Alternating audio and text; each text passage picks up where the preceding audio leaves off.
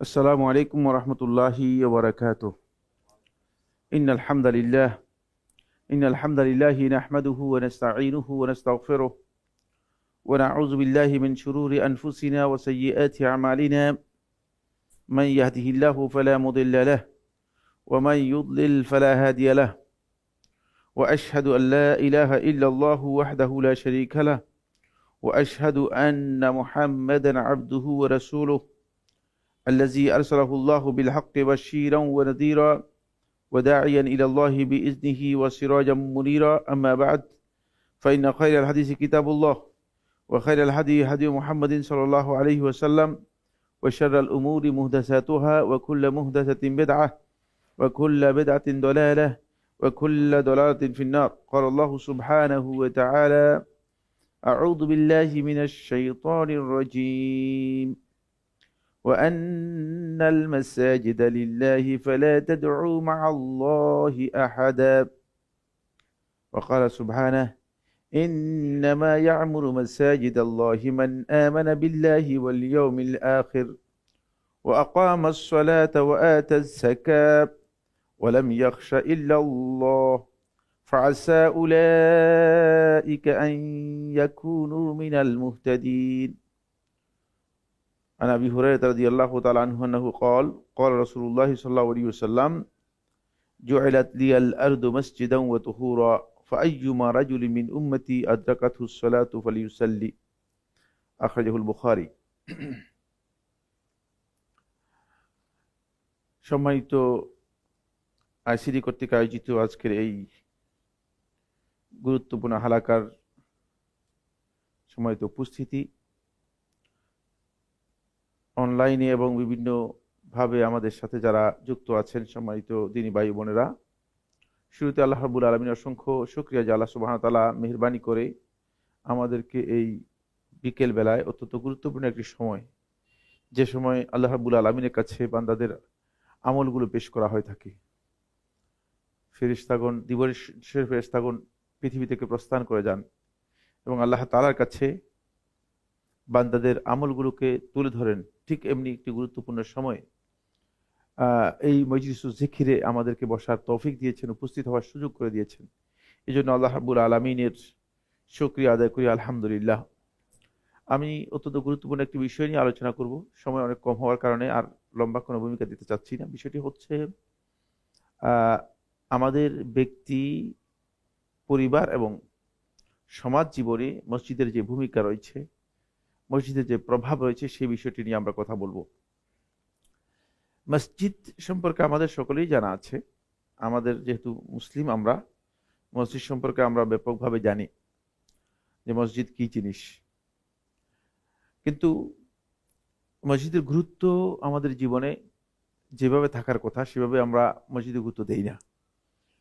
তার কারণ হচ্ছে মসজিদকে আমরা শুধুমাত্র সলাতের, ইবাদতের স্থান হিসেবে গ্রহণ করেছি।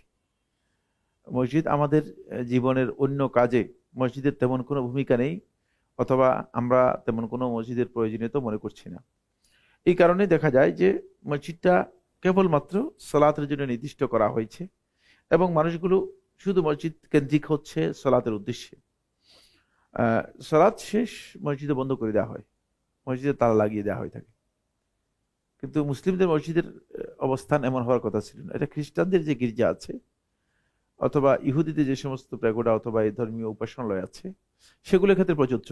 কারণ সেগুলোতে তারা মানে সাময়িক বা মৌসুমি অথবা সাপ্তাহিক একটা টাইম সেখানে যায় এবং তাদের ইবাদতটা একেবারেই খুবই স্বল্প সময়ের ইবাদত, যেখানে আল্লাহর সাথে সম্পর্কের বিষয়টি এবং দ্বীনের মৌলিক বিষয়গুলো যেখানে মোটেও নেই।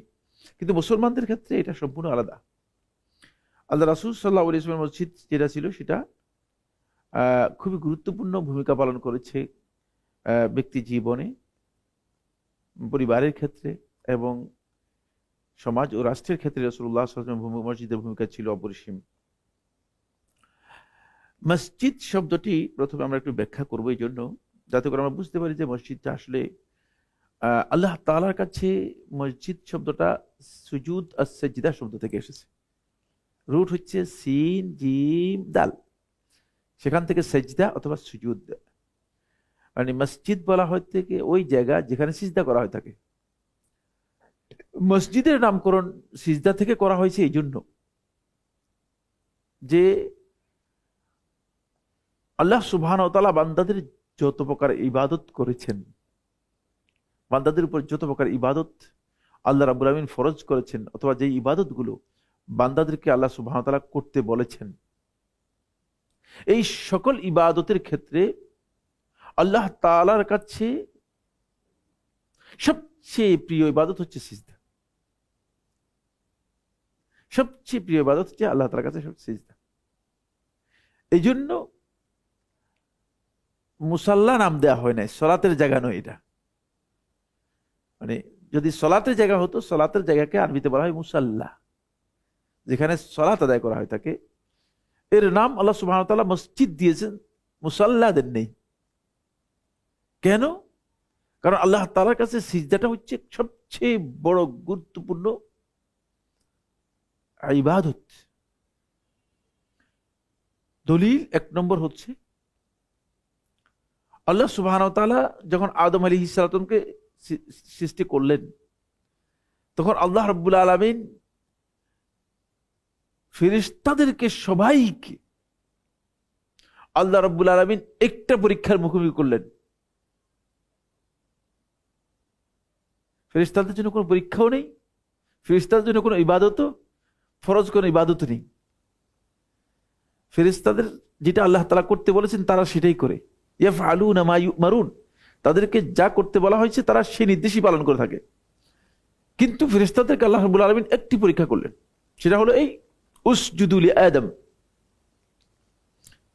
তোমরা আদমকে সিজদা করো, তোমরা আদমকে সিজদা করো। বৈশিষ্ট্য এবং আখলাকের দিক থেকে, আমলের দিক থেকে ইবলিস ফেরেশতাদের অন্তর্ভুক্ত ছিল, আর সৃষ্টিগত দিক থেকে ইবলিস জিনদের অন্তর্ভুক্ত ছিল। ফলে এই জন্য ফেরেশতাদের মধ্যে থাকার কারণেই ইবলিসও এই নির্দেশের আওতাভুক্ত ছিল। এটা নতুন কথা মনে হচ্ছে আপনাদের কাছে? না, নতুন কিছু নেই, এটা জানতে হবে। নচেত ইবলিস কেন মানে নির্দেশের আওতাভুক্ত হবে না? ইবলিস এই নির্দেশের আওতাভুক্ত হয়েছে যেহেতু ইবলিস মানে সিফাতের দিক থেকে, ওয়াসফের দিক থেকে ফেরেশতাদের পর্যায়ে ছিল, ফেরেশতাদের সাথেই ছিল। ফলে এই কারণেই ইবলিস এই নির্দেশের আওতাভুক্ত হয়েছে। একটি সিজদাই করে নাই শুধু, ফলে একেবারে চিরস্থায়ী আল্লাহর রহমত থেকে বিতাড়িত হয়ে, অভিশপ্ত হয়ে, কাফের হয়ে জাহান্নামী হয়ে গেছে। আর ফেরেশতারা এই সিজদার মাধ্যমে কি হয়েছে? তারা আল্লাহ তাআলার কাছে গ্রেড পেয়ে গিয়েছে এবং আল্লাহ রাব্বুল আলামিনের কাছে তারা তাদের যে সম্মান ছিল, মান ছিল, সে মানে উত্তীর্ণ হতে পেরেছে। ফলে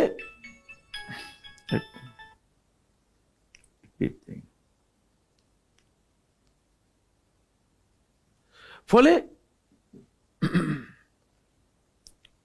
সিজদা আল্লাহ তাআলার কাছে সবচেয়ে বেশি প্রিয় একটি ইবাদত, যত ইবাদত আছে সবগুলোর মধ্যে। এই কারণে আল্লাহ রাব্বুল আলামিন সিজদার মাধ্যমে ফেরেশতাদেরকে পরীক্ষা করে তাদেরকে মর্যাদা দিয়েছেন এবং আদম আলাইহিস সালামকে মর্যাদা দিয়েছেন। আর সহিহ হাদিসের মধ্যে এসেছে, রাসূলুল্লাহ সাল্লাল্লাহু আলাইহি ওয়াসাল্লাম ইরশাদ করেন যে শয়তান একটি কাজেই শুধু কান্নায় ভেঙে পড়ে। শয়তানের কান্নার কারণ একটা, যে কারণে শয়তান কাঁদে, সেটা হচ্ছে শয়তান যখন আল্লাহর বান্দা যখন কোরআন তিলাওয়াত করে, কোরআন তিলাওয়াত করতে করতে আল্লাহর বান্দা যখন আয়াতুস সিজদা, সিজদার আয়াতে গিয়ে সিজদা দিয়ে দেয়, তখন শয়তান কান্নায় ভেঙে পড়ে যায় যে আদম সন্তান আল্লাহ রাব্বুল আলামিনের জন্য সিজদা করেছে, আমি সিজদা করতে পারলাম না, আমি সিজদা না করার কারণে আজকে বিতাড়িত হয়ে গিয়েছি। শয়তান তখন কাঁদে। রাসূলুল্লাহ হাদিসের মধ্যে বলেছেন, সহিহ হাদিসের মধ্যে এসেছে, আল্লাহ রাসূল সাল্লাল্লাহু আলাইহি ওয়াসাল্লাম বলেছেন যে শয়তান তখন কাঁদে, কারণ এই ইবাদতটি শয়তানের কান্নার কারণ। এটা এত গুরুত্বপূর্ণ। থার্ড, এই ইবাদত সম্পর্কে আল্লাহ রাসূল সাল্লাল্লাহু আলাইহি ওয়াসাল্লাম আরেকটি হাদিসের মধ্যে বলেছেন, আবু দাউদের riwayat-এর মধ্যে এসেছে, আকরাবু মা ইয়াকুনুল আবদু মির রাব্বিহি ফিস সুজুদ, যে বান্দা তার রবের সবচেয়ে কাছে যখন যাবে, এই কাছে যাওয়ার জায়গাটা হচ্ছে সিজদার মধ্যে। আপনি একজন বান্দা হিসেবে আল্লাহ তাআলা সবচেয়ে কাছে যাওয়ার স্কোপটুকু তখন পাবেন যখন আপনি সিজদায় যেতে পারবেন। এই জন্য সিজদাটা সালাতের মধ্যে সবচেয়ে সর্বোচ্চ পর্যায়ের ইবাদত হওয়ার কারণে এবং ইবাদতগুলোর মধ্যে সবচেয়ে বড় ইবাদত হওয়ার কারণে এর নাম দেওয়া হয়েছে মসজিদ। এর নাম দেওয়া হচ্ছে মসজিদ। আল্লাহ সুবহানাহু ওয়া তাআলা সিজদা থেকে দিয়েছেন, মসজিদ শব্দটি দিয়েছেন। এই মসজিদের মধ্যে আল্লাহ রাব্বুল আলামিনের সিজদা করা হবে এবং এর বিশেষত্ব রয়েছে, আল্লাহ তাআলা মুসলিম উম্মাহকে একটা স্পেশাল অনুমতি দিয়েছেন। সেই অনুমতি হচ্ছে রাসূলুল্লাহ সাল্লাল্লাহু আলাইহি ওয়াসাল্লাম হাদিসের মধ্যে ইরশাদ করেন, সহিহ মুসলিমের হাদিসের মধ্যে এসেছে, ওয়াজুইলাত লিয়াল আরদু মসজিদান ওয়া তুহুরা, আর আল্লাহ তাআলা আমার জন্য এই গোটা পৃথিবীকে মসজিদে পরিণত করে দিয়েছেন এবং পবিত্র করে দিয়েছেন। এটা এই উম্মতের বিশেষত্ব। এর আগে যত উম্মত ছিল তাদের সবাইকে আল্লাহ রাব্বুল আলামিন নির্দিষ্ট জায়গায় ইবাদত করতে বাধ্য করে দিয়েছেন। ইবাদতের জায়গা তাদের নির্দিষ্ট করে দেওয়া হয়েছে, যেখানে তারা ইবাদত করবে, ইবাদতের স্থান যেটাকে তৈরি করবে, সেখানে ইবাদত করতে পারবে। পৃথিবীর যে কোথাও ইবাদত করতে পারবে না। ফলে ইহুদি খ্রিস্টান যারা আছে তারা দেখবেন যে তাদের ইবাদতের জায়গা কিন্তু ঘরেও নেই, বাহিরে কোথাও নেই। কিন্তু আপনি আপনার ঘরেও ইবাদত করতে পারবেন, রাস্তায় ইবাদত করতে পারবেন, মাঠেও ইবাদত করতে পারবেন, যেখানেই আপনি। রাসূলুল্লাহ সাল্লাল্লাহু আলাইহি ওয়াসাল্লাম বলেছেন, ফাআইয়ুমা রাজুলিন মিন উম্মতি, সুতরাং আমাদের উম্মতের মধ্যে যেই ব্যক্তি আদরাকাতুস সালাতু, তাকে সালাত যখন পেয়ে যাবে, সালাতের সময় যখন তার হয়ে যাবে, ফালইউসাল্লি, সেজন্য সেখানেই সালাত আদায় করে নেয়। মানে এই সালাত আদায় করার জন্য তাকে বাইরে কোথাও যাওয়ার দরকার নেই, সেখানে পড়তে পারবে। কিন্তু অন্য উম্মতের জন্য এটা প্রয়োজন ছিল না। এটা বিশেষ খুসুসিয়ত রয়েছে এই উম্মতের জন্য। আরেকটি স্পেশাল বিষয় এই উম্মতের জন্য, আল্লাহ সুবহানাহু ওয়া তাআলা এই মসজিদগুলোকে আল্লাহ রাব্বুল আলামিন আল্লাহর দিকে, কোরআনে কারীমের 28টি আয়াতের মধ্যে এটাকে আল্লাহর দিকে নিসবত করেছেন। আল্লাহ তাআলা মসজিদগুলোকে আল্লাহর দিকে নিসবত করেছেন, ইজাফত করেছেন আল্লাহর দিকে, রিলেট করেছেন আল্লাহর দিকে। মসজিদের মর্যাদা এমন পর্যায়ে যে,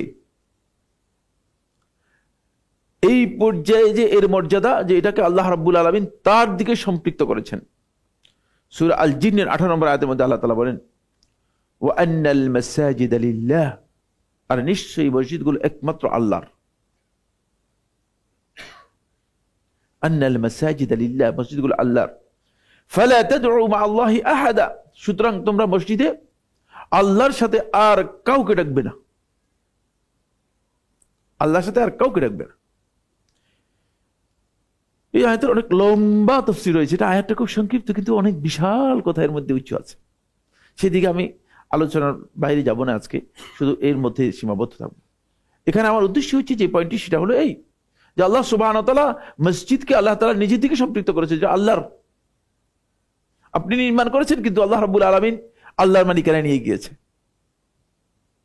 এই আয়াত থেকে ইমাম আবু হানিফা রাহমাতুল্লাহ আলাইহি, এবং এই বক্তব্য খুবই শক্তিশালী ইমাম রাহমাতুল্লাহ আলাইহি, যেহেতু কোরআনে আয়াত সাক্ষ্য দিচ্ছে, ইমাম আবু হানিফা রাহমাতুল্লাহ বলেছেন, যদি মসজিদ সালাত শুরু হয় তাহলে সেটা ওয়াকফ হয়ে যাবে। কারণ আন্নাল মাসাজিদা লিল্লাহ, মসজিদের উদ্দেশ্যে যদি সালাত শুরু করে তাহলে আর ওয়াকফ মুখে করতে হবে না, মসজিদটা আল্লাহর জন্য আল্লাহ তাআলা ঘোষণা করেছে। ইমাম আবু হানিফা রাহমাতুল্লাহ বক্তব্যটা এখানে খুব শক্তিশালী, যদিও সমস্ত উলামায়ে কেরাম এই মাসআলার মধ্যে দ্বিমত পোষণ করেছে, সেটা আলোচ্য বিষয় নয়। দ্বিতীয় নম্বর হচ্ছে, আল্লাহ সুবহানাহু ওয়া তাআলা যারা মসজিদ নির্মাণ করবে এবং মসজিদ নির্মাণের কাজে যারা সহযোগিতা করবে, মসজিদের জন্য যারা কাজ করবে, যদিও তার সেই কাজটা অনেক ক্ষুদ্র হয়, এটাকে আল্লাহ রাব্বুল আলামিন আল্লাহ তাআলার ঈমানের দলিল হিসেবে আল্লাহ রাব্বুল আলামিন গ্রহণ করেন। এবং হিদায়াতের রাস্তা হিসেবে আল্লাহ সুবহানাহু ওয়া তাআলা গ্রহণ করেছেন। এটা হচ্ছে হিদায়াতের পথ। আর ওই ব্যক্তির ঈমানের সাক্ষ্য মানে যে কোনো ব্যক্তি দিতে পারবে। সূরা আত-তাওবার 18 নম্বর আয়াতের মধ্যে আল্লাহ সুবহানাহু ওয়া তাআলা বলেন, ইন্নামা ইয়া'মুরু মাসাজিদাল্লাহ, আল্লাহর এই মসজিদগুলো আবাদ করবে, নির্মাণের কাজ করবে, তামির করবে, আবাদ করবে কারা? মান আমানা বিল্লাহি ওয়াল ইয়াউমিল আখির, যে আল্লাহর প্রতি ঈমান এনেছে এবং আখিরাতের প্রতি ঈমান এনেছে, ওয়া আকামাস সালাহ, এবং সালাত কায়েম করে, ওয়া আতাজ যাকাত, যাকাত আদায় করে, ওয়ালাম ইয়াখশা ইল্লাল্লাহ, আল্লাহকে ছাড়া আর কাউকে ভয় করে না। যদি কেউ মসজিদ নির্মাণ করে তাহলে তার ব্যাপারে আপনি দেখবেন যে এই জিনিসগুলো পাবেন।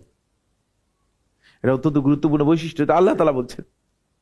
ইয়া'মুরের দুটি অর্থ, একটা হচ্ছে তামির মাদ্দি, মানে মসজিদ ঘর নির্মাণ করা।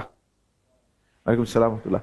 মসজিদ ঘর নির্মাণ করা, মসজিদ ঘর নির্মাণ করার তার ব্যাপারে সাক্ষ্য হচ্ছে যে সে আল্লাহর প্রতি ঈমান এনেছে, এর সাক্ষী হবে, এবং সালাত কায়েম এবং যাকাত দিয়ে আল্লাহকে ছাড়া আর কাউকে ভয় করে না, এই মানে তার ব্যাপারে এই সার্টিফিকেট থাকবে। এবং পরবর্তীতে আল্লাহ তাআলা হিদায়াতের আলামত হিসেবে এটাকে নির্ধারণ করেছেন। এটা হচ্ছে যারা মসজিদ নির্মাণ করবে, মসজিদের কাজে নির্মাণে সহযোগিতা করবে বা নির্মাণ করবে। ইয়া'মুরের দ্বিতীয় অর্থ হচ্ছে তামির আল মানবী। তামির মানবী হচ্ছে মসজিদ আবাদ করার কাজে, মসজিদের মধ্যে সালাত আদায় করা, মসজিদের মধ্যে হালাকা করা, মসজিদের মধ্যে দ্বীনের জ্ঞান বিতরণ করা, মসজিদে আনুষঙ্গিক যে সমস্ত ইবাদতের বিষয় আছে সেই ইবাদতের বিষয়গুলোকে সহজ করা, এই কাজটা হচ্ছে মসজিদ তামিরের বিষয়। মানে মসজিদকে আপনি আবাদ করার কাজে অংশগ্রহণ করেছেন, এইটাও এই ব্যক্তির ঈমানের সাক্ষ্য দেওয়া হবে। ফলে আল্লাহর বান্দা, যখন আপনি দেখতে পাবেন যে একজন ব্যক্তি মসজিদে আসা যাওয়া করে, তখন তার ঈমানের ব্যাপারে প্রশ্ন করাও জায়েজ নেই। এটা আল্লাহ তাআলা সাক্ষী দিচ্ছেন, ঠিক না? আল্লাহর পক্ষ থেকে সাক্ষী দিচ্ছেন। এখন আমি তাকে জিজ্ঞেস করি, মসজিদ থেকে বের হয়ে আসতেছি, ভাই আপনি কি ঈমানদার কিনা?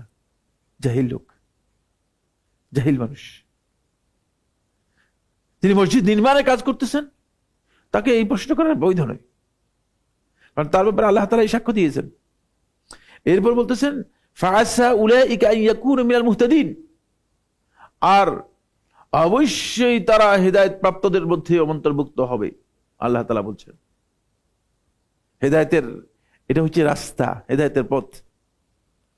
অবশ্যই সেই মসজিদ নির্মাণের কাজে আল্লাহর সন্তুষ্টির জন্য মসজিদ নির্মাণের কাজে আসতে হবে।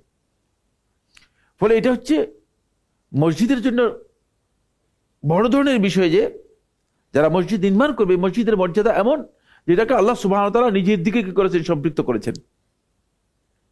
এই পৃথিবীর কোন জায়গাকে আল্লাহ রাব্বুল আলামিন তার মসজিদের জন্য কবুল করবেন, এটা দুনিয়ার কেউ জানেন না, এটা আল্লাহ রাব্বুল আলামিনই জানেন। এটা হচ্ছে আল্লাহ তাআলার কাছে আহাব্বুল বিকাই ফিল আরদ, এই পৃথিবীর মধ্যে সবচেয়ে পছন্দনীয় স্থান, সবচেয়ে প্রিয় স্থান হচ্ছে আল্লাহ রাব্বুল আলামিনের কাছে মসজিদ।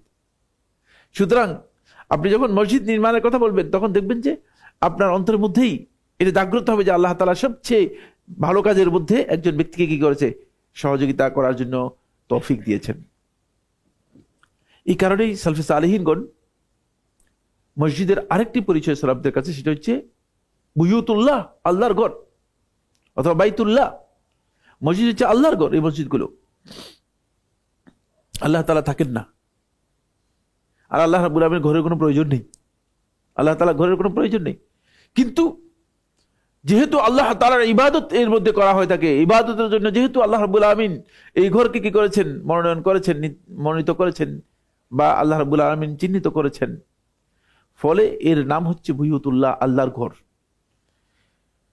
আব্দুর রাজ্জাক সানানী রাহিমাহুল্লাহ তাআলা তার মুসান্নাফের মধ্যে বর্ণনা করেন, আমর ইবনে মাইমুন আল-আউদি রাদিয়াল্লাহু তাআলা বলেন, ক্বালা, তিনি তাবেঈ ছিলেন, আদরাকতু আসহাবা মুহাম্মাদিন সাল্লাল্লাহু আলাইহি ওয়াসাল্লাম, আমি মুহাম্মদ সাল্লাল্লাহু আলাইহি ওয়াসাল্লাম সাহাবীদেরকে পেয়েছি, মুহাম্মদ সাল্লাল্লাহু আলাইহি ওয়াসাল্লাম সাহাবীদেরকে পেয়েছি, ওয়া হুম ইয়াকুলুনা, তারা এই কথা বলতো, ইন্নাল মাসাজিদা বুয়ুতুল্লাহ, তারা এই কথা বলতেন যে ইন্নাল মাসাজিদা বুয়ুতুল্লাহ, যে মসজিদগুলো হচ্ছে আল্লাহর ঘর।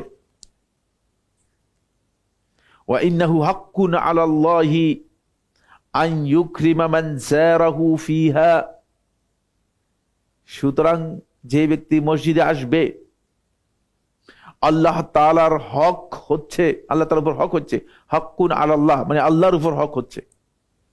হকটা কার উপর? আল্লাহর উপর। বলছে যে আল্লাহর উপর হক হচ্ছে আন ইউকরিমা, যে আল্লাহ তাআলা সম্মান করবেন, মান যারাহু ফিহা, যে মসজিদে এসে আল্লাহ তাআলার জিয়ারত করতে আসেন। সহিহ সনদে বর্ণিত হয়েছে। আল্লাহর জিয়ারতের জায়গাটা হচ্ছে এখানে। এই কারণেই সহিহ মুসলিমের রওয়ায়াতের মধ্যে এসেছে, খুব ভালো করে খেয়াল করুন, সহিহ মুসলিমের রওয়ায়াতের মধ্যে এসেছে, আল্লাহ নবী সাল্লাল্লাহু আলাইহি ওয়াসাল্লাম বলেন, জান্নাতের মধ্যে আল্লাহ রাব্বুল আলামিন ঈমানদার ব্যক্তিদের জন্য আপ্যায়নের ব্যবস্থা করবেন। আ'আদাল্লাহু আযজা ওয়া জাল্লা ফিল জান্নাতি রুসুলা, ঈমানদার ব্যক্তিদের জন্য আল্লাহ সুবহানাহু ওয়া তাআলা জান্নাতের মধ্যে আপ্যায়নের ব্যবস্থা করবেন। এই আপ্যায়নের ব্যবস্থাটা আল্লাহ রাব্বুল আলামিন করবেন কিভাবে? সেটা হচ্ছে আপনি মসজিদে আসছেন আর গেছেন কয়বার, এর উপর। তো আমরা যারা মসজিদে কম যাচ্ছি, আমাদের আপ্যায়নটা কমে যাচ্ছে। কুল্লামা গাদা ওয়া রাহা, রাসূলুল্লাহ সাল্লাল্লাহু আলাইহি ওয়াসাল্লাম বলেছেন, যতবার আসছে আর গেছে এর উপর আপনার আপ্যায়নের ব্যবস্থা হবে। আল্লাহ তাআলা মানে আপ্যায়নটা, এটা অতিরিক্ত আপ্যায়ন করবেন বান্দাকে।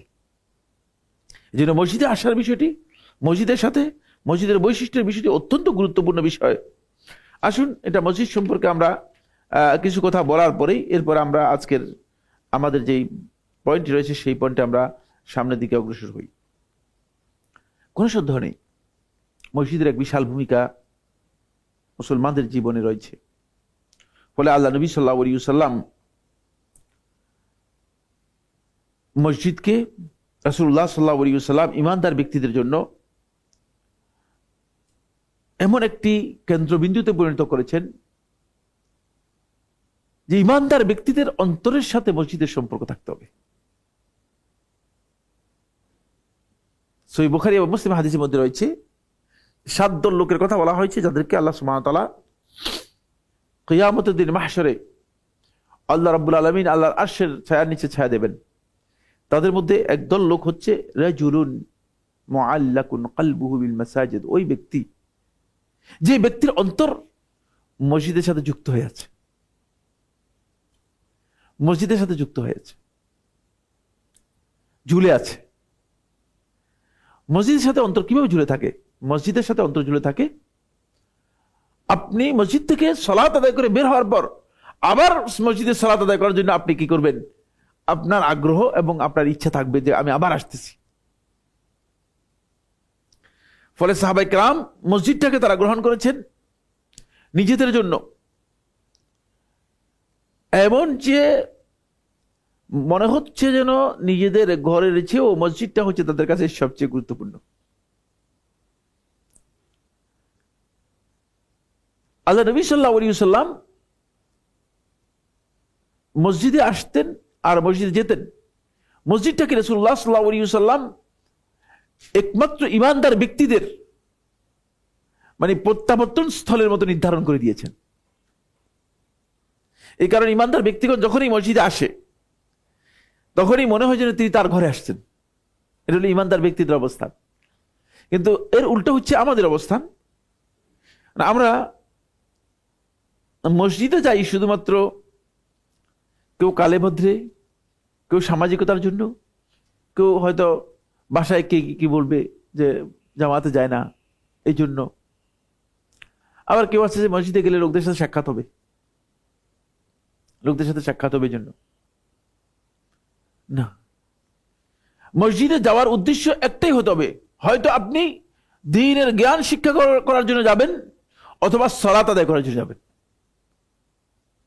ফলে যদি কোনো ব্যক্তি মসজিদে যায় দ্বীনের জ্ঞান অথবা হালাকায় বসার জন্য, দ্বীনের জ্ঞান অর্জন করার জন্য, তিনি যদি ঘর থেকে এই নিয়ত করে তিনি মসজিদে যান, তাহলে তার ফজিলতের ব্যাপারে আল্লাহ রাসূল সাল্লাল্লাহু আলাইহি ওয়াসাল্লাম বলেছেন, সে মিকাত থেকে ইহরাম করে হজ পালন করার যেই ফজিলত রয়েছে সেই ফজিলত পাবে। হজে যাওয়ার দরকার নেই, হজ ফরজ হলে তো যাবেন, কিন্তু অনেকে আছে যে মানে হজের জন্য অনেক কষ্ট, তারপরে টাকা জমানোর জন্য চেষ্টা করতেছেন। তিনি জানেনই না যে হজের জন্য টাকা জমানোর কোনো জায়গা নেই। টাকা হলে হজে যাবেন, টাকা হলে হজ হবে, কিন্তু হজের জন্য টাকা জমানো এটা ইমানদার ব্যক্তিদের কাজ নয়। এটা ভুল কাজ, এটা ভুল কনসেপ্ট। এটা হলো পুঁজিবাদী ব্যক্তিদের ধ্যান ধারণা। আপনার খরচ হবে, খরচ হয়ে যাবে। আপনার উপর হজ ফরজ হয় নাই, আল্লাহ তাআলা আপনাকে মাফ করে দিয়েছেন, কেন জোর করে টেনে এনে? মানে আল্লাহ আমাকে ফরজ করেন নাই কেন, আমি নিজে করে নিলাম। ভুল কথা। যে আমার উপর হজ ফরজ করেন নাই কেন আল্লাহ? তখন আরেকজন থেকে, এইজন থেকে কিছু ঋণ করে, এইজন থেকে কিছু ঋণ করে, তারপরে আরেকজন থেকে কিছু, তারপরে ছেলে সন্তান থেকে খরচ না করে, বাসায় খরচ না করে জমাইয়া তারপরে হজে যাচ্ছেন। না, গলদ, পুরাই গলদ। এটা ইবাদতের সাথে মোটেও যায় না। আমি যে বিষয়টি বলতেছিলাম সেটা হচ্ছে এই যে মসজিদে আপনি শুধু মসজিদে যাবেন কিছু শিখার জন্য, তাহলে আপনার এই ফজিলত হয়েছে।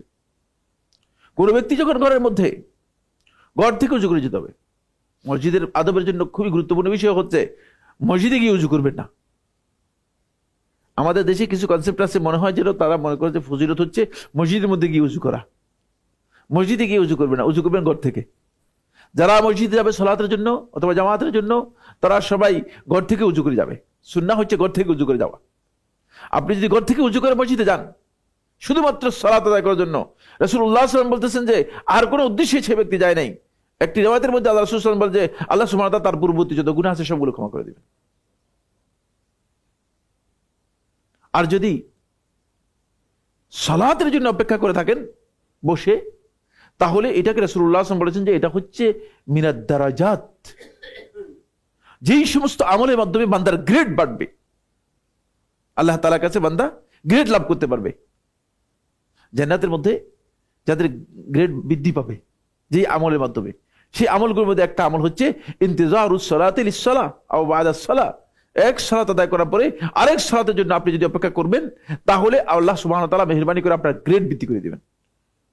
এই জন্য ব্যক্তির প্রথম কাজ হচ্ছে যেটা, সেটা হলো এই, প্রত্যেকটি ইমানদার ব্যক্তির প্রথম কাজ হচ্ছে তারা মসজিদের সাথে তাদের সম্পর্ক নিয়মিত করতে হবে। মসজিদের সাথে সম্পর্ক যদি নিয়মিত করে, তাহলে ব্যক্তি জীবনে তিনি হিদায়াত লাভ করতে পারবেন এবং ফিতনা থেকে বাঁচতে পারবেন। আজকে যারা ফিতনায় নিমজ্জিত হচ্ছে বা ফিতনার মধ্যে, বর্তমান সময়ে যে ফিতনা চলছে, যে ফিতনা ব্যাপকভাবে ছেয়ে যাচ্ছে, এই ফিতনার মূল কারণ হচ্ছে এই সমস্ত লোকগুলো তাদের মসজিদে আনাগোনা নেই, মসজিদের সাথে সম্পর্ক নেই, মসজিদ থেকে দূরে, আল্লাহর ঘর থেকে দূরে থাকে। আর মসজিদে যদি আনাগোনাও থাকে, মসজিদের মধ্যে নিজস্ব এজেন্ডা নিয়ে আসে। এই কোনা এক দল, এই কোনা আরেক দল, এরা কিসের মুসলিম, এরা কিসের মুসলিম বলেন তো? আল্লাহর কসম, ইসলামের মধ্যে এমন কোন বিষয় নেই যে বিষয়ে মুহাম্মদ রাসূলুল্লাহ সাল্লাল্লাহু আলাইহি ওয়াসাল্লাম বলেছেন যে দুইজনকে নিয়ে আলোচনা করতে হবে, পাঁচজনকে বাদ দিতে হবে, বা তোমরা একটু সরে দাঁড়াও, আবু বকর আর ওমরের সাথে আমি একটু কথা বলিনি। ইসলামে এমন কোনো বিষয় নেই। যারা ইসলামের এই মৌলিক বিষয়গুলো সম্পর্কে জ্ঞান রাখে না, তারাই কেবলমাত্র দেখছে মসজিদের মধ্যে চার দল বসে রয়েছে, তারা মানে এই দলের সাথে এই দলের কোনো সম্পর্কই নেই। এটা আমরা ইসলাম থেকে, ইসলামী চেতনা থেকে দূরে সরে যাওয়ার কারণে এরকম হচ্ছে। আপনি মসজিদে যাচ্ছেন আল্লাহর ইবাদতের জন্য নয়, মসজিদে যাচ্ছেন ব্যক্তি পূজা করার জন্য। ব্যক্তি পূজা করার জন্য মসজিদে গেলে তো এমনটাই হবে, ঠিক না? এমনটাই হবে। সুতরাং ব্যক্তি মসজিদের সাথে যখনই যুক্ত হবে, মসজিদে অবশ্যই তিনি যুক্ত হওয়ার সাথে সাথেই তার সবচেয়ে গুরুত্বপূর্ণ যে দিকটি, সেটা হচ্ছে এই, তিনি ফিতনা থেকে নিজেকে বাঁচাতে পারবেন। কারণ ফিতনা ওই জায়গায় কোনোদিন প্রবেশ করে না যে জায়গায় শয়তান প্রবেশ করতে পারে না। কারণ ফিতনার সাথে কিসের সম্পর্ক রয়েছে? শয়তানের সম্পর্ক রয়েছে। ফিতনা এই জন্য এই জায়গাতে যায় না। ফিতনা, সমস্ত ফিতনা সবগুলো দেখবে যে বাইরে। যারা ফিতনা সৃষ্টি করতেছে, তারা সো কল্ড স্কলার বা এই ধরনের আছে, এরা সবাই বুঝলেন ফিতনার জায়গাগুলো আলাদা, ফিতনা করার জায়গা আলাদা। যদি আল্লাহর ঘর হয়ে থাকে, কিন্তু মসজিদ যদি মসজিদ নয়, মসজিদের উদ্দেশ্য, মসজিদ নির্মাণ করা হয়েছে কিন্তু উদ্দেশ্য হচ্ছে খারাপ, তাহলে সেখানে অবশ্যই ফিতনা হবে। সেটা জায়গাটাই ফিতনার। সেটা মসজিদ তো আল্লাহ সন্তুষ্টির জন্য কি করা হয় নাই, নির্মাণই করা হয় নাই। কিন্তু মসজিদটা যদি আল্লাহর জন্য হয়ে থাকে তাহলে অবশ্যই মসজিদের মধ্যে আপনি দেখবেন যে মসজিদের সাথে যুক্ত হবে যারা, তারা ফিতনা থেকে নিজেদেরকে বাঁচাতে পারবে এবং আল্লাহ সুবহানাহু ওয়া তাআলা তাদেরকে হিদায়াত দান করবেন। দ্বিতীয় নম্বর, 3 নম্বর যে পয়েন্টটি, সেটা হচ্ছে একজন ব্যক্তি যখন ব্যক্তি জীবনে তিনি মসজিদের সাথে সম্পৃক্ত থাকবেন এবং মসজিদে আসা যাওয়া করবেন, তখন তিনি দেখবেন যে মুসলিমদের মাঝে তার সম্পর্কটা গভীর হচ্ছে। মুসলিমরা তাকে চিনে এবং তার পরিচয় পাবে। ইসলামী ভ্রাতৃত্ব তৈরি হবে মুসলমানদের মধ্যে। এই সম্পর্কটার কারণেই মূলত রাসূল সাল্লাল্লাহু আলাইহি ওয়াসাল্লাম মসজিদের ব্যাপারে রাসূলুল্লাহ সাল্লাল্লাহু আলাইহি ওয়াসাল্লাম উদ্বুদ্ধ করেছেন। ইসলামী ভ্রাতৃত্ব নিজের মধ্যে তৈরি করার জন্য। কারণ আপনি আপনার একজন ভাইকে চিনবেন কিভাবে? রাস্তায় যাদেরকে দেখতেছেন এরা হচ্ছে পাসপোর্টের মুসলিম অথবা আইডি কার্ডের মুসলিম। আইডি কার্ডের মুসলিম আর মুসলিম, এই দুইয়ের মধ্যে পার্থক্য করার জন্য আপনাকে যেতে হবে মসজিদে। আইডি কার্ডের মুসলিমকে মসজিদে দেখা যায় না। আইডি কার্ডের মুসলিম মসজিদে তার আসলে পাবেন না। তারা মনে করে যে মসজিদে গেলে আমার বহুত কষ্ট, যাকে আল্লাহ রক্ষা করে যে আমি মসজিদে যাই না, এরকম লোক আছে। সেক্ষেত্রে নিজেকে মুসলিম পরিচয় দেয়। তা আপনি মানে প্রকৃত ভ্রাতৃত্ব, ইসলামী ভ্রাতৃত্বকে খুঁজতে হলে আর তা আপনাকে যেতে হবে মসজিদে, মসজিদের সাথে সম্পর্ক নেবেন। তখন আপনি দেখবেন যে কারা আসলে প্রকৃত মুসলিম। এই জন্য মুসলিমদের সাথে আপনার সম্পর্ক বৃদ্ধি করার জন্য আপনাকে আইডি কার্ডের মুসলিমদের থেকে সরার জন্য আপনাকে কি করতে হবে? মসজিদে আসতে হবে। ব্যক্তি জীবনটা খুবই গুরুত্বপূর্ণ। 5 নম্বর পয়েন্ট হচ্ছে যেটা, সেটা হলো ব্যক্তি জীবনে মসজিদ একজন ব্যক্তিকে মুনাফিকি থেকে পরিপূর্ণরূপে মুক্তি দেয়। সম্মানিত উপস্থিতি, যারা আল্লাহ রাসূল সাল্লাল্লাহু আলাইহি ওয়াসাল্লামের সময়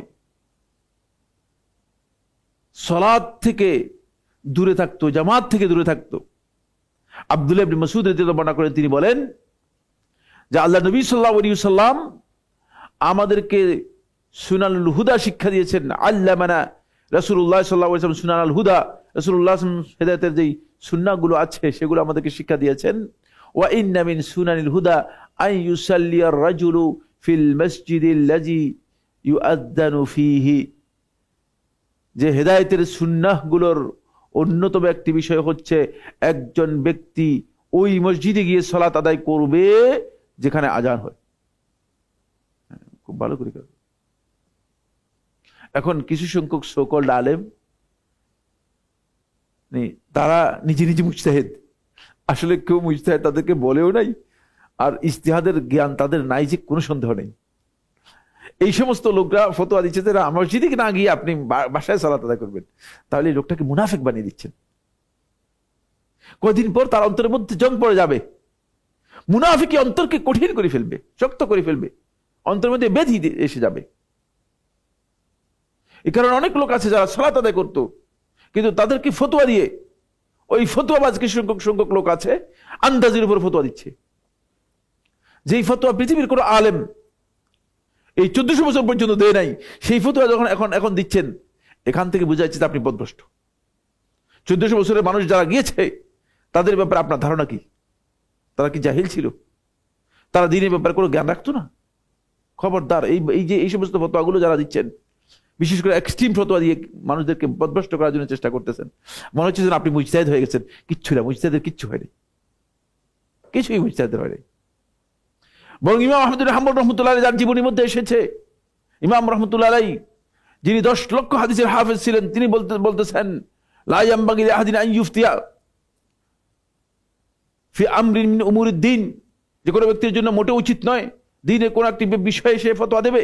ওয়ালাইসা লাহু ইমাম, তার আগে কোন ইমাম এই কথা বলে নেই, তিনি বলতেছেন। চিন্তা করেন, তা আমি অথবা তমুক অমুক টমুক এর কি ভ্যালু আছে আল্লাহর দ্বীনের ব্যাপারে? সালাফি দাবি করলে চলবে না। সালাফদের বক্তব্য থেকে আপনাকে বক্তব্য কোট করতে হবে, ঠিক না? নাকি শুধু দাবি করলে সালাফি হয়ে গেলাম আমি? প্রচুর লোক রয়েছে একেবারেই আন্দাজের উপর, শুধু দাবির মধ্যেই সালাফি। তাদের বক্তব্যের ভাষা সুন্দর নেই, তারা মানুষদেরকে কথা বলে গালিগালাজ করে, যেগুলো মুনাফিকদের লক্ষণ। তারা মানুষদের সম্পর্কে কুধারণা করে, যেগুলো মুনাফিকদের লক্ষণ। তারা মানুষদের সম্পর্কে অপপ্রচার করে, যেগুলো মুনাফিকরা করেছে।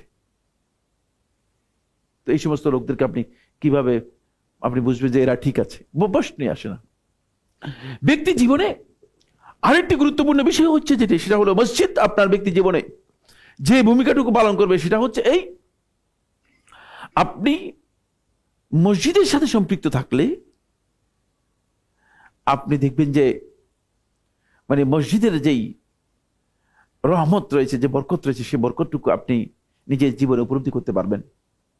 ফলে মানুষ আপনার প্রতি সহনশীল হবে।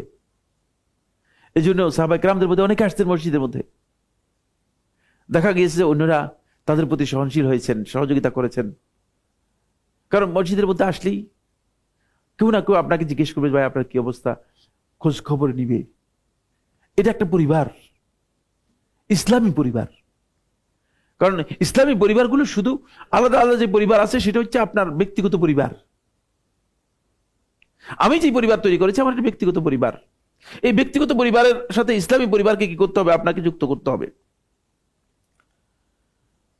ফলে এই মসজিদ থেকে কাউকে বারণ করা বা মসজিদে যেতে কাউকে নিষেধ করা, এটাকে আল্লাহ সুবহানাহু ওয়া তাআলা কোরআনে কারীমের মধ্যে আল্লাহ রাব্বুল আলামিন ভয়ঙ্কর অপরাধ হিসেবে উল্লেখ করেছেন। তিনটি অপরাধকে আল্লাহ তাআলা কোরআনের মধ্যে বলেছেন, এটা হচ্ছে সবচেয়ে বড় জালিম ব্যক্তি, মানে সবচেয়ে বড় জুলুম। তার মধ্যে একটা হচ্ছে সূরা বাকারা 114 নম্বর আয়াত। সূরা বাকারা 114 নম্বর আয়াত আল্লাহ সুবহানাহু ওয়া তাআলা বলেন, ومن أظلم ممن منع مساجد الله أن يذكر فيها اسمه وسعى في خرابها أولئك ما كان لهم أن يدخلوها إلا خائفين لهم في الدنيا خزي ولهم في الآخرة عذاب عظيم। আল্লাহ তাআলা বলেন, ওয়ামান আযলামু, তার চেয়ে বড় জালেম কে আছে? দেখুন, মানে যদি প্রশ্নবোধক দিয়ে করা হয় তাহলে বোঝা যাচ্ছে যে মানে এটা কঠোরভাবে বলা হচ্ছে। বুঝতে পেরেছেন কিনা? প্রশ্নবোধক চিহ্ন দিয়ে বলতেছেন, ওয়ামান আযলামু, তার চেয়ে বড় জালেম কে আছে? যে মিম্মান মানা মাসাজিদ আল্লাহ, যে আল্লাহর মসজিদগুলো থেকে মানুষদেরকে বাধা দেয়। আন ইউযকারা ফিহা ইসমুহু, এই মসজিদে আল্লাহ তাআলার নাম উচ্চারণ করতে, আল্লাহ তাআলার নাম জিকির করতে বাধা দেয়। ওয়াসআ ফি খারাবিহা, এবং মসজিদ খারাপ করার জন্য, অনাবাদি করে দেওয়ার জন্য, মসজিদে যাতে করে মানুষ না যায়, এই ধরনের অপচেষ্টা চালায় প্রচুর লোক আছে। ফতোয়া দিয়ে বলতেছে যে আরে মসজিদে নামাজই হবে না। আরে নাউযুবিল্লাহি মিন যালিক, আমি মসজিদ কোন মাযহাবের মসজিদ হয় না। যেহেতু মসজিদের পর আল্লাহ তাআলা বলে যে আন্নাল মাসাজিদা লিল্লাহ, মসজিদ আল্লাহর জন্য। মসজিদ কোন গোষ্ঠীর মসজিদ না। চেতনাগত দিক থেকে মুসলমানদের মধ্যে এমন বিকৃতি তৈরি হয়েছে যে শেষ পর্যন্ত আমরা মসজিদকে কি করে দিয়েছি, মসজিদকেই একটা মানে নিজেদেরকে বিভক্তির মধ্যে নিয়ে মসজিদকে বিভক্তির মধ্যে নিয়ে গিয়েছি। এমন বিভক্তির মধ্যে নেওয়া হয়েছে এবং এমন কি খোদ আল্লাহর ঘরে মসজিদ হারামের মধ্যে 4টা মুসাল্লা ছিল, মুসাল্লা হানাফি, মুসাল্লা শাফিঈ, মুসাল্লা মালিকি, মুসাল্লা হাম্বলি। নাউযুবিল্লাহি মিন যালিক। চিন্তা করেন কত এক্সট্রিম পর্যায়ে চলে গিয়েছে এটা মুসলিমরা, অথচ ইসলাম সম্পর্কে তাদের কোনো জ্ঞানই নেই। আর যে আলেমদের নামে, যে ইমামদের নামে এই কাজটা করেছে, আল্লাহর কসম করে বলছি, ইমামরা যদি জানতেন তাহলে বলতেন যে নাউজুবিল্লাহ, আমরা তো এই কারণে ইজতিহাদই করি নাই, আমরা ফতোয়া দিয়েছি তোমাদেরকে সহজ করার জন্য দিনটা, তোমরা যে নিজেদের উপর নিজেরা কঠিন করে নিলা। কারণ কোনো ইমাম এই কাজ করে নেই, তাদের এই দায়িত্ব নয়। ফলে ওয়ামান আযলামু মিম্মান মানা মাসাজিদাল্লাহি আন ইউযকারা ফিহা ইসমুহু ওয়া সাআ ফি খারাবিহা, মসজিদের মধ্যে বলছে ভাই এই মসজিদে নামাজ হবে না কেন? কারণ ইমাম সাহেব ফরজ সালাতের পরে মুনাজাত করে, তো তাহলে আপনি কি করবেন? আপনি ঘরে নামাজ পড়বেন। কি বুঝলেন? এরকম ফতোয়া শুনছেন কিনা? বহু বহু। ফরজ সালাতে পরে সেই ব্যক্তি যাই খুশি তাই করুক, এই ফরজ সালাতে পরে মসজিদের মধ্যে মুনাজাত না করে সে বাসায় গিয়ে যদি চুরি করে কি করবেন? হ্যাঁ, বাসায় গিয়ে চুরি করলে আপনি কি করবেন বলেন? আপনি নামাজের বিষয় তো জানেন নাই, আসলে বুঝেন নেই। ইমাম শুধুমাত্র ইমামকে অনুসরণ করতে বলা হয়েছে, আর অতিরিক্ত কিছুই নেই। ইমামকে অনুসরণ করতে বলা হয়েছে। আপনার সালাতের দায়িত্ব আপনার, ইমামের সালাতের দায়িত্ব কি ইমামের। এখন ইমাম ব্যক্তি যদি তার প্রকাশ্য কোনো কুফরি, প্রকাশ্য কোনো শিরক থাকে, তাহলে তার পেছনে সালাত হবে না। এছাড়া আর কোনো অবস্থায় এ কথা বলা জায়েজ নেই যে তার পেছনে সালাত হবে না। এটা আহলুস সুন্নাহ ওয়াল জামাতের ইজমা সাব্যস্ত হয়েছে। এটা আহলুস সুন্নাহ ওয়াল জামাতের আকীদা। যারা বুঝেন নাই তারা বুঝার জন্য চেষ্টা করুন। যারা এই সমস্ত ফতোয়া দিচ্ছেন তারা আসলে এগুলো জানেনই না। এটা মৌলিক আকীদা। প্রত্যেক বার ওয়া ফাজির, প্রত্যেক ভালো মানুষ এবং এমনকি অপরাধী, ফাজিরের মধ্যে জেনাকার পর্যন্ত অন্তর্ভুক্ত হতে পারে।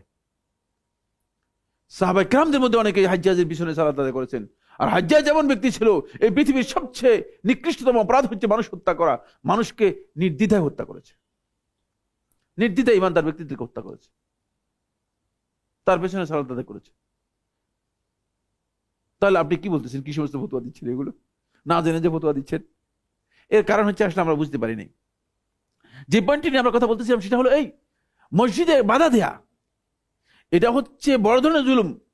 উলাইকা মা কানা লাহুম ইয়াদখুলুহা ইল্লা খাইফিন। এদের উচিত ছিল না যে মসজিদে তারা প্রবেশ করবে অত্যন্ত ভীতবিহ্বল হয়ে। লাহুম ফিদ দুনিয়া খিজয়ুন। যদি এই কাজ করে কেউ, তাহলে দুনিয়াতেও সে লাঞ্ছিত হবে। অফিল আখিরাতে আযাবুন আযীম, আখিরাতে মহান শাস্তি তাদের জন্য রয়েছে। এর থেকে বোঝা যায় যে মসজিদ থেকে কোনোভাবেই আপনি বিমুখ হতে পারবেন না এবং কাউকে মসজিদ থেকে বাধা দিতে পারবেন না। মসজিদ থেকে বাধা দিলে তাহলে আপনি নিজে ক্ষতিগ্রস্ত হয়ে যাবেন।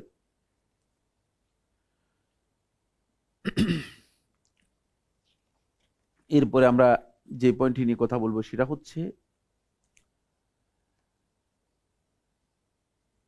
শেখুল ইসলাম ইবনে তাইমিয়া রাহমাতুল্লাহ আলাইহি বলেন, মসজিদ ইমানদার ব্যক্তিদের একমাত্র প্রত্যাবর্তন স্তর হওয়ার কারণ হচ্ছে ওয়াকানাত মাওয়াদি আল আইম্মাতি ওয়া মাজামি আল উম্মাহ। যেহেতু মসজিদগুলো হচ্ছে ইমাম এবং আলেম ওলামাদের জায়গা, ও মাজামি আল উম্মাহ এবং উম্মত একত্রিত হওয়ার জায়গা, হিয়াল মাসাজিদ, এগুলো হচ্ছে মসজিদ। ফাইনা নবী সাল্লাল্লাহু আলাইহি ওয়াসাল্লাম আসাসা মাসজিদাহু আলা তাকওয়া, কারণ নবী সাল্লাল্লাহু আলাইহি ওয়াসাল্লাম তার মসজিদকে নির্মাণ করেছিলেন তাকওয়ার উপর। ফাফিহি সালাতু ওয়াল কিরাআতু ওয়াজ যিকর ওয়া তা'মিরুল উমারা ওয়া তা'রিফুল উরাফা। ফলে এই মসজিদের মধ্যে সালাত আদায় করা হতো, মসজিদের মধ্যে কিরাআত হতো, মসজিদের মধ্যে জিকির হতো, মসজিদের মধ্যে আলোচনা হতো, মসজিদের মধ্যে আমিরদেরকে নির্ধারণ করা হতো, মসজিদের মধ্যে মানুষদেরকে হকের ব্যাপারে দিক নির্দেশনা দেওয়া হতো। ওয়াফিহি ইয়াজতামিউল মুসলিমুনা ইনদাহু, এখানে মসজিদের মধ্যে মুসলিমরা আল্লাহ রাসূল সাল্লাল্লাহু আলাইহি ওয়াসাল্লামের কাছে এসে একত্রিত হতেন। লিমা আহাম্মাহুম মিন আমরি দীনিহিম ওয়া দুনিয়াহুম, তাদের দ্বীন এবং দুনিয়ার যে সমস্ত গুরুত্বপূর্ণ বিষয় রয়েছে এগুলোর জন্য, শুধুমাত্র সালাত আদায় করার জন্য নয়। আল্লাহ রাসূলের সময়টা শুধু সালাতের জায়গা ছিল না, কি কি জায়গা ছিল সামনে আলোচনার মধ্যে আসবে, কিন্তু সময়ের দিকে লক্ষ্য রেখে হয়তো কতটুকু আগাতে পারবো আমি জানি না। এই কারণে মসজিদ রাসূলুল্লাহ সাল্লাল্লাহু আলাইহি ওয়াসাল্লামের সময় শুধুমাত্র সালাত আদায়ের জায়গা ছিল না, বরং মসজিদের মধ্যে অনেকগুলো বিষয় ছিল। রাসূলুল্লাহ সাল্লাল্লাহু আলাইহি ওয়াসাল্লাম সাহাবায়ে কেরামদেরকে সেখানে একত্রিত করতেন, একত্রিত করে সাহাবায়ে কেরামদেরকে বিভিন্ন বিষয়ে ইনস্ট্রাকশন দিতেন। এটা সামাজিক কাজ অথবা এটা মানে সামাজিক বিষয়। ওয়াইয়াস্তাকবিলুল উফুদ, এটা হচ্ছে জাতীয় বিষয় অথবা আন্তর্জাতিক বিষয়।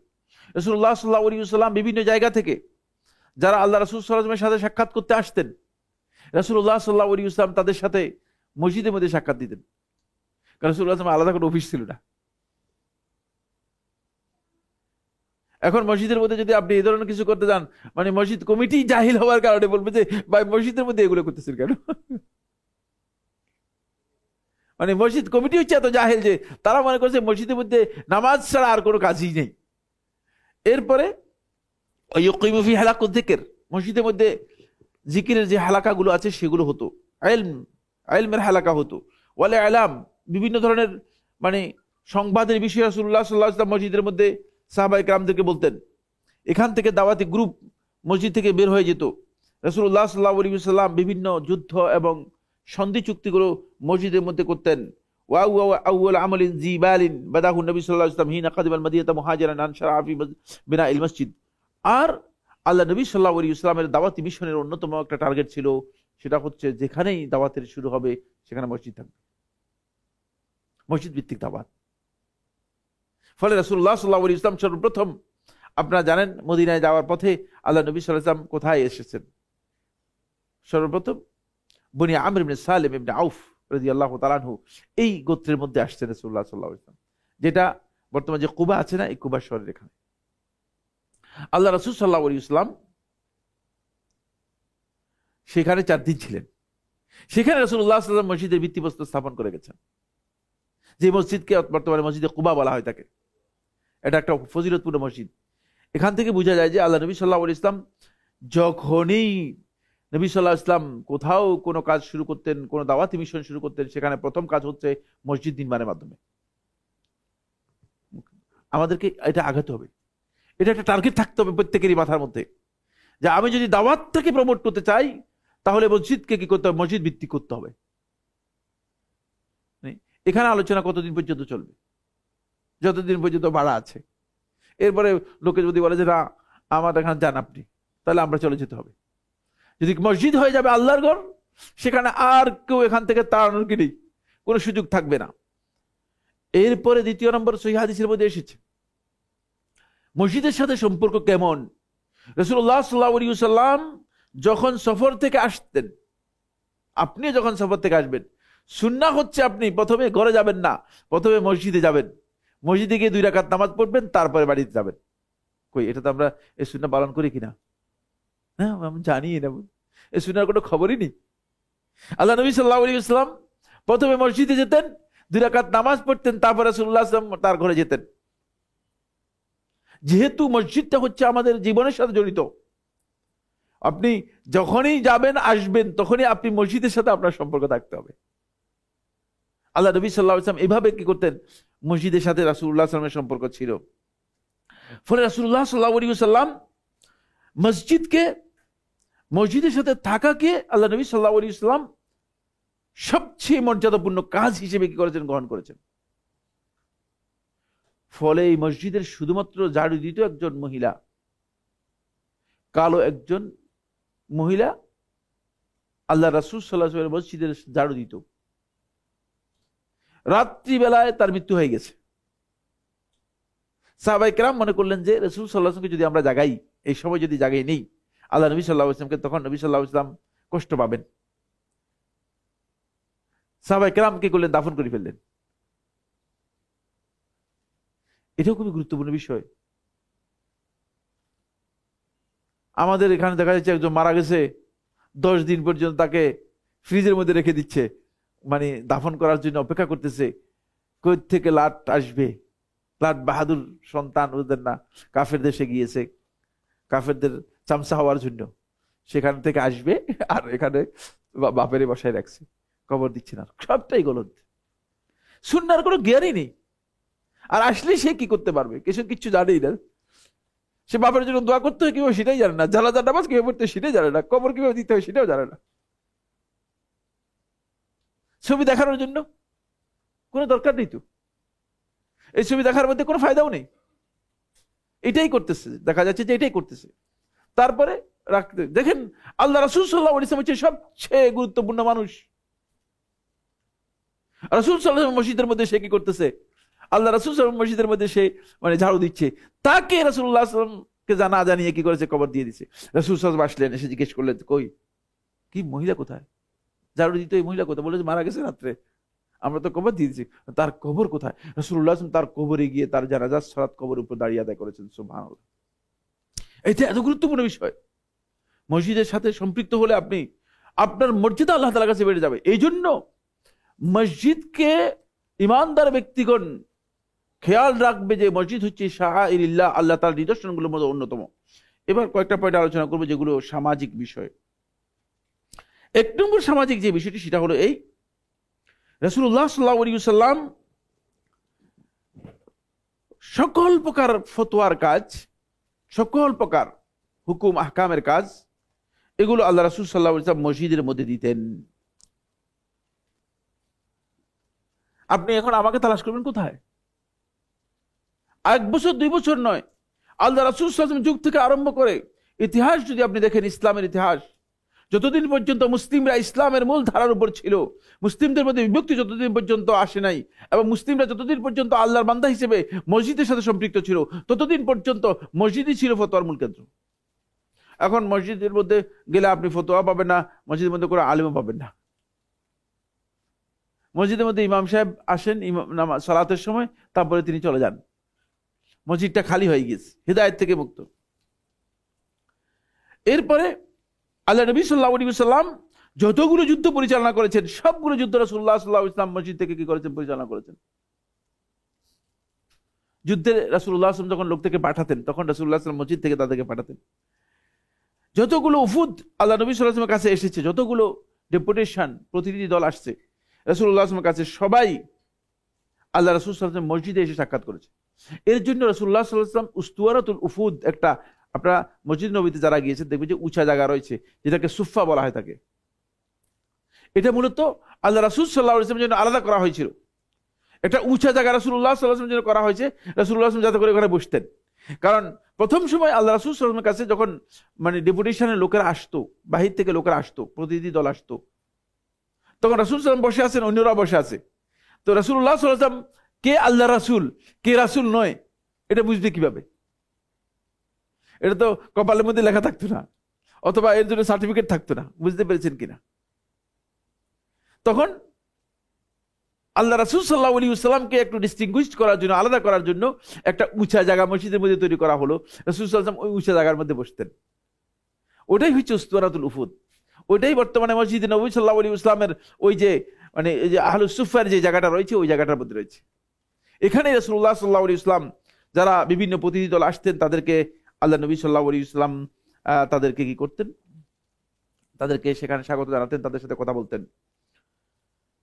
রাসূলুল্লাহ সাল্লাল্লাহু আলাইহি ওয়াসাল্লাম যে বিচার ফয়সালা রয়েছে, সেই বিচার ফয়সালা আল্লাহ রাসূল সাল্লাল্লাহু আলাইহি ওয়াসাল্লাম মসজিদের মধ্যে করতেন। রাসূলুল্লাহর কাছে লোকেরা যখন আসতো, তখন আল্লাহ নবী সাল্লাল্লাহু আলাইহি ওয়াসাল্লাম তাদেরকে বিভিন্ন বিষয়ে বিচার ফয়সালা করতেন। ইসলামের সর্বপ্রথম মসজিদ মাদ্রাসা ছিল এডুকেশন মসজিদ ভিত্তিক। সর্বপ্রথম মাদ্রাসা ছিল যেটা, সেটা হচ্ছে যে মসজিদুন নবী সাল্লাল্লাহু আলাইহি ওয়াসাল্লাম। এখান থেকে যারা শিক্ষা নিয়েছে, তারা কোনোদিন বাতিল শিক্ষা নিতে পারবে না, কারণ শয়তান সেখানে কাজ করতে পারবে না। এই কারণেই সেখান থেকে বাতিল শিক্ষা নেই। আজকেও মসজিদুন নবী সাল্লাল্লাহু আলাইহি ওয়াসাল্লামের শিক্ষা রয়েছে, মসজিদের মাহাদ রয়েছে, সেখানে একেবারে ইউনিভার্সিটি লেভেল পর্যন্ত ডিগ্রি দেওয়া হয়ে থাকে। বুঝতে পেরেছেন? আপনিও গিয়ে যদি থাকতে চান, পড়তে পারবেন, এরকম ব্যবস্থা আছে। এটা সবচেয়ে বড় বিষয়।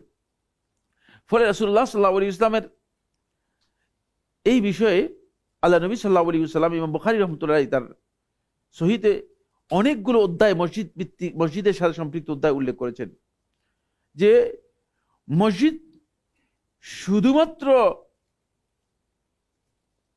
সালাতের জন্য নয়, মসজিদের মধ্যে রাসূলুল্লাহ সাল্লাল্লাহু আলাইহি ওয়াসাল্লাম সাহাবায়ে কেরামদেরকে বিভিন্ন চিকিৎসার জন্য সুযোগ করে দিয়েছেন। রাত্রে যাদের থাকার ব্যবস্থা ছিল না, তাদেরকে থাকার ব্যবস্থা করেছেন। সাদ ইবনে মুআজ রাদিয়াল্লাহু তাআলা আনহু, আল্লাহ রাসূল সাল্লাল্লাহু আলাইহি ওয়াসাল্লামের সাহাবী সাদ রাদিয়াল্লাহু তাআলা আনহু, তিনি আহত হলেন খন্দকের যুদ্ধে। তখন রাসূলুল্লাহ সাল্লাল্লাহু আলাইহি ওয়াসাল্লাম সাদ রাদিয়াল্লাহু তাআলাকে তার বাড়ি থেকে মসজিদে নিয়ে আসলেন, যেন আল্লাহ রাসূল সাল্লাল্লাহু আলাইহি ওয়াসাল্লাম তাকে দেখতে পান এবং রাসূলুল্লাহ সাল্লাল্লাহু আলাইহি ওয়াসাল্লাম তত্ত্বাবধানে তার চিকিৎসা হয়। দেখছেন? এখন মসজিদের মধ্যে যদি একজন রুগী নিয়ে আসে, বলে যে ভাই, রুগী তো দূরের কথা, সুস্থ মানুষ বাচ্চা নিয়ে গেল পর্যন্ত কি করতেছে? গালিগালাজ করতেছে, বলছে বাচ্চা নিয়ে মসজিদে আসবেন না। ইসলাম সম্পর্কে আসলে আমাদের জানা এত অভাব হয়ে গিয়েছে যে আমরা কিছুই জানি না। সেই কারণে মসজিদে ঘুমানো জায়েজ, কিন্তু মসজিদকে হোটেল বানানো জায়েজ নেই। এই কথাটা বুঝতে হবে। মসজিদের অন্যতম গুরুত্বপূর্ণ বিষয় হচ্ছে এই জায়গায় আপনি যদি কোনো কারণে যার মসজিদ থাকেন, এটা জায়েজ আছে, না জায়েজ না। কিন্তু আপনি একটা অঞ্চলে গেলেন আপনার কাজে, ব্যক্তিগত কাজে, বলে যে না আমি আর হোটেল ভাড়া নিব না, আমি মসজিদে গিয়ে থাকবো, এটা আপনার জন্য জায়েজ নেই। তাহলে দুনিয়ার সমস্ত মানুষই কি করবে? হোটেল ভাড়া না নিয়ে মসজিদে গিয়ে থাকবে, মসজিদগুলো হোটেলে পরিণত হয়ে যাবে। এটা আপনার জন্য জায়েজ নেই। কিন্তু যদি আপনার কোনো প্রয়োজন দেখা দেয়, আপনি বলবেন যে ভাই আমি এলাকায় আসছি, আমি তো সমস্যায় পড়ে গেছি, আমার তো এখানে থাকা দরকার, আপনি মসজিদে গিয়ে থাকতে পারবেন। মসজিদে থাকা আপনার জন্য জায়েজ হয়েছে। মসজিদে থাকাও জায়েজ, মসজিদে খাওয়াও জায়েজ হয়েছে। অনেকে মনে করেন মসজিদে খাওয়া, তবে মানে মসজিদকে খাওয়া দাওয়ার অথবা থাকার আবাসনের মূল জায়গায় পরিণত করা রাসূলুল্লাহ সাল্লাল্লাহু আলাইহি ওয়াসাল্লামের হাদিস দ্বারা প্রমাণিত হয়নি, সালাফদের হাদিস দ্বারাও বর্ণিত হয়নি। এটা আমাদের খেয়াল রাখতে হবে। মসজিদ নির্মাণের কাজে যিনি সহযোগিতা করবেন তিনিও মসজিদের শরীক। এটা অত্যন্ত গুরুত্বপূর্ণ বিষয়। দলিল হচ্ছে ইব্রাহিম আলাইহিস সালাতু ওয়াস সালামের সাথে মসজিদ নির্মাণের কাজে সহযোগিতা করেছে ইসমাইল আলাইহিস সালাতু ওয়াস সালাম, তারই সন্তান ইসমাইল আলাইহিস সালাতু ওয়াস সালাম। আল্লাহ সুবহানাহু ওয়া তাআলা ইব্রাহিম এবং ইসমাইল দুইজনের নামই উল্লেখ করেছেন মসজিদের ক্ষেত্রে। ইজ ইয়ারফাউ ইব্রাহিম আল কাওয়াইদ মিনাল বাইত ওয়া ইসমাইল, দেখছেন দুইজনকে আল্লাহ রাব্বুল আলামিন সম্মানিত করেছেন। এই জন্য মসজিদের কাজে যদি আপনি নিজেকে সম্পৃক্ত করতে পারেন, তাহলে আপনি নির্মাণের এই সহযোগিতা পাবেন। এখানে আরেকটি বিষয় খুবই গুরুত্বপূর্ণ, সেটা হচ্ছে এই আল্লাহ নবী সাল্লাল্লাহু আলাইহি ওয়াসাল্লাম তার যে মসজিদ, এই মসজিদ রাসূলুল্লাহ সাল্লাল্লাহু আলাইহি ওয়াসাল্লাম দুইজন ইয়তীমের জায়গায় মসজিদ কি করেছেন? নির্মাণ করেছিলেন। রাসূলুল্লাহ সাল্লাল্লাহু আলাইহি ওয়াসাল্লাম মসজিদের টাকা পরিশোধ করে এই মসজিদ নির্মাণ করার জন্য গিয়েছেন। এটা থেকে বোঝা যায় যে জোরপূর্বক অথবা মানুষের জায়গা দখল করে কেউ মসজিদ নির্মাণ করলে সেই মসজিদ সঠিক হবে না। ফলে ইমাম আহমদ বিন হাম্বল রাহমাতুল্লাহির ফতোয়া হচ্ছে যে যে সমস্ত মসজিদ জোরপূর্বক করা হয়েছে অথবা অন্য জায়গা দখল করে করা হয়েছে, এগুলোতে সালাত হবে না। এগুলো কি হবে না? সালাত, এগুলোতে সালাত হবে না। এরপরে যে পয়েন্টটি, সেটা হলো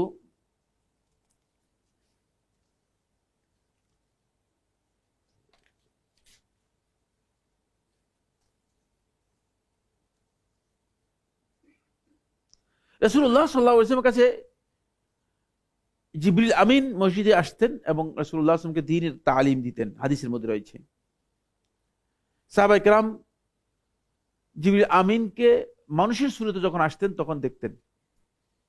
কিন্তু জিবরিল আমিন যদি মানুষের সুরতে না আসতেন, এমনি স্বাভাবিক অবস্থায় নয়, মানে জিবরিল আমিন অদৃশ্যভাবে আসতেন, তখন শুধু কেবল রাসূল সাল্লাল্লাহু আলাইহি ওয়াসাল্লাম দেখতেন আর অন্যরা দেখতো না। জিবরিল আমিন আলাইহিস সালাম সরাসরি এসেছেন, সাহাবায়ে কেরামগণ দেখেছেন, কিন্তু মানুষের সুরতে যখন আসছেন তখন রাসূলুল্লাহ সাল্লাল্লাহু আলাইহি ওয়াসাল্লামের কাছে সাহাবায়ে কেরামগণ দেখেছেন।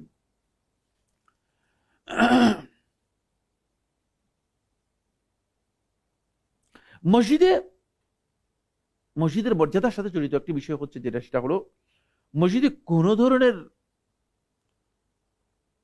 নোংরা অথবা ময়লা অথবা নাপাকি মসজিদে করা, এমন কি মসজিদের মধ্যে মানে থুতু নিক্ষেপ করা অথবা নাকের শ্লেষা, এগুলো মসজিদের মধ্যে দেওয়া, এটা মসজিদের আদবের খেলাফ।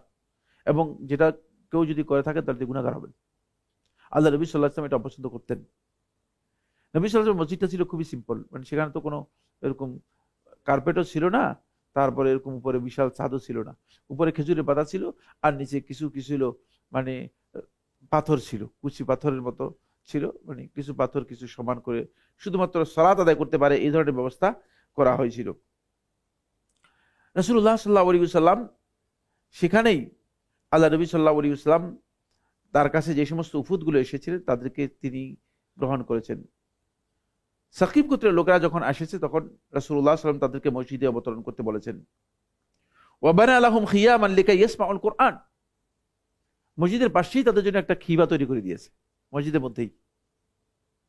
এই জন্য মসজিদে আপনি প্রয়োজন হলে মসজিদে খিমাও তৈরি করতে পারবেন, তাবু লাগাতে পারবেন। যেমন ইতিকাফের জন্য মসজিদের মধ্যে তাবু লাগানো জায়েজ রয়েছে। মানে রাসূলুল্লাহ সাল্লাল্লাহু আলাইহি ওয়াসাল্লাম এখানে তাদের জন্য কি করেছেন? খিমা তৈরি। কেন? যাতে করে তারা কোরআন শুনতে পারে। ওয়াইরা ওয়ান্নাস ইজা সাল্লাউ, আর যেন মানুষদেরকে দেখতে পারে, মুসলমানদেরকে দেখতে পারে, যখন মুসলমানরা সালাত আদায় করতেছে তখন দেখতে পারে। দেখছেন? ওয়া বাকিয়া ইয়াদউহুম লিল ইসলামি হাত্তা আসলামু, রাসূলুল্লাহ সাল্লাল্লাহু আলাইহি ওয়াসাল্লাম তাদেরকে ইসলামের দিকে দাওয়াত দিচ্ছেন এবং কোরআন যাতে করে শুনতে পারে, মুসলমানদের সালাত দেখতে পারে, এই জন্য সুযোগ করে দিয়েছেন। যদি বলতে তোমরা আগামীকাল আসো, এটা করেন নেই। আর আমাদের এখানে অমুসলিম, এরা কি মুসলিম না অমুসলিম ছিল? হ্যাঁ, যারা আসছে এরা অমুসলিম না? অমুসলিমকে মসজিদে ঢুকতে দিবে না। তো আপনি মানে ইসলামের কি দাওয়াত দিবেন? এই জায়গায় একটা মসজিদ আমরা নির্মাণ করেছিলাম। তো মসজিদের মানে বাই পোস্ট মসজিদের সভাপতি হয়েছে একজন হিন্দু ব্যক্তি।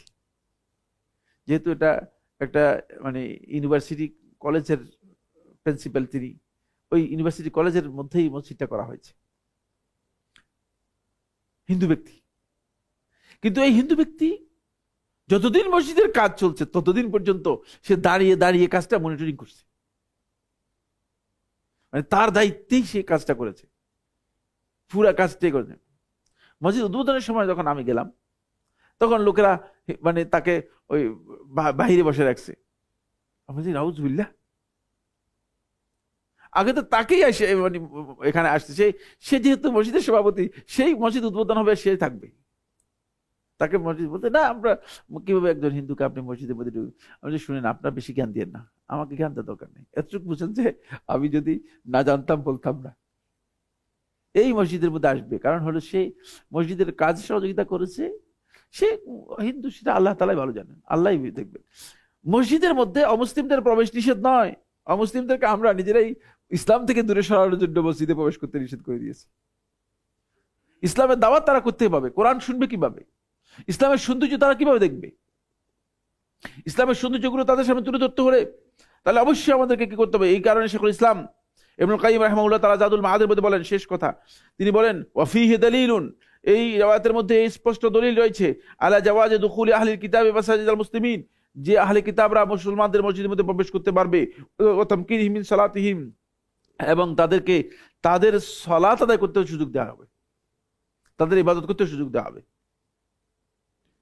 মুসলমানদের মসজিদের মধ্যে তারা তাদের সালাত আদায় করতে সুযোগ দেওয়া হবে, এটা দলিল শেখুল ইসলাম ইবনুল কাইয়িম রাহিমাহুল্লাহ তাআলা জাদুল মাআদের মধ্যে বলেছেন। এই জন্য মসজিদ দাওয়াতি কাজে মসজিদের ভূমিকা রয়েছে অনেক বেশি। আপনি মসজিদকেই দেখাবেন অমুসলিমদেরকে, এটা হচ্ছে আমাদের দাওয়াতের কেন্দ্র। কিন্তু আপনি মুসলমানদেরকে দেখান যে আপনার অফিস, বলে অমুসলিমদেরকে দেখান যে আপনার অফিস, তখন অমুসলিমরা আপনাকে রিডিং নেই, গলত ধরে এই লোকটার অফিস যদি এরকম হয় তাহলে এই লোকের সাথে ইসলাম যায় না। মসজিদকে দেখাবেন আপনি দাওয়াতের কেন্দ্র, এটা হচ্ছে আমাদের দাওয়াতের মারকাজ, এখান থেকে আমরা দাওয়াত দেই আল্লাহর বান্দাদেরকে, এটা হচ্ছে আমাদের হেদায়েতের মূল জায়গা, এখান থেকে আমরা আল্লাহ রাব্বুল আলামিনের ইবাদত করে থাকি। তখন তারা মসজিদে এসে দেখবে, তখন দেখবেন যে তাদের অন্তর এমনিতেই বিগলিত হয়ে যাবে। কিন্তু দাওয়াতের স্টেজগুলো আমরা সেভাবে করি না, ফলে মসজিদের এই কাজ থেকে আমরা নিজেরা অনেক দূরে রয়েছি। রাসূলুল্লাহ সাল্লাল্লাহু আলাইহি ওয়াসাল্লাম মসজিদে ইতিকাফ করেছেন, আল্লাহ নবী সাল্লাল্লাহু আলাইহি ওয়াসাল্লাম, এটাও মসজিদের একটা গুরুত্বপূর্ণ বিষয়।